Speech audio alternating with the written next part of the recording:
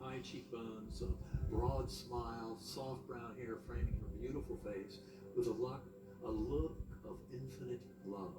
And that, to me, was the essence of the journey. And I think the most important thing for me to bring back was how her awareness came into my mind. And of course, it wasn't as words when it happened, but when I put it all to words weeks later and writing it all up, the message was very simple.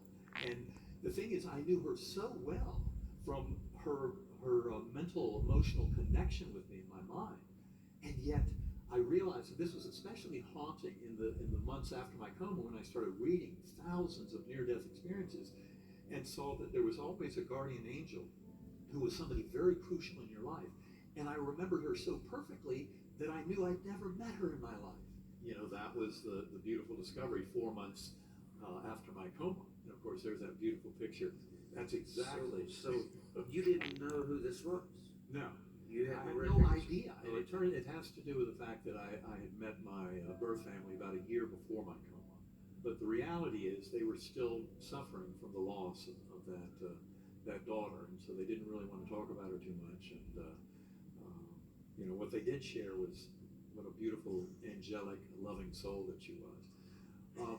And of course, I was quite sad as a brother who never got to meet her in this world. And that's why when my birth sister, Kathy, she finally sent me a picture, and I received that picture about 4 months after my coma.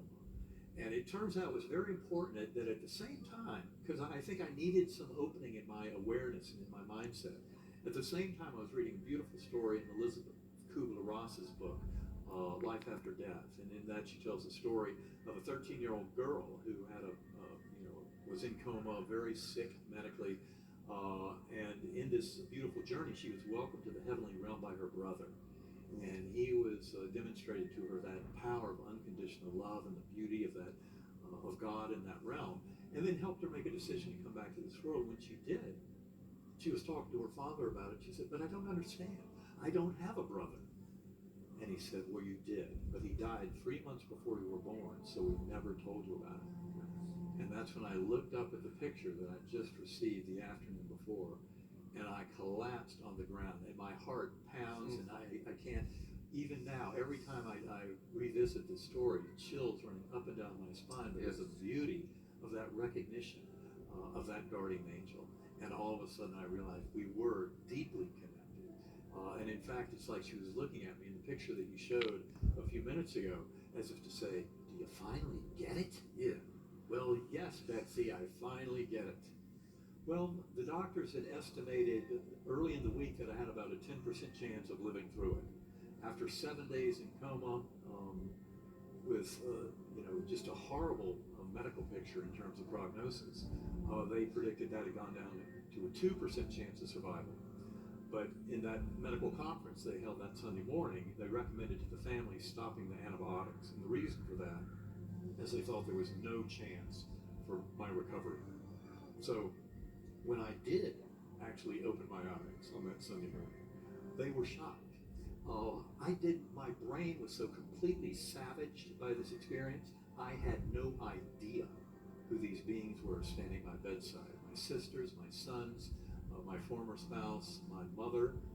I didn't know who they were. All I remembered was where I'd been, this incredibly rich journey. And I also had, for about 36 hours after I came back to life and they pulled out the breathing tube, I was kind of in and out of a crazy paranoid delusional ICU psychosis, a nightmare, back and forth in that world. But the memories from deep coma in many ways were far more real, vibrant, and alive than any of the rest of it. And that paranoid delusional nightmare, those memories faded within about a week. The memories from the deep coma experience are as fresh today as if they happened yesterday. You know, when millions and millions of people start sharing these stories, there is no doubt of the eternity of soul and the reality of this God.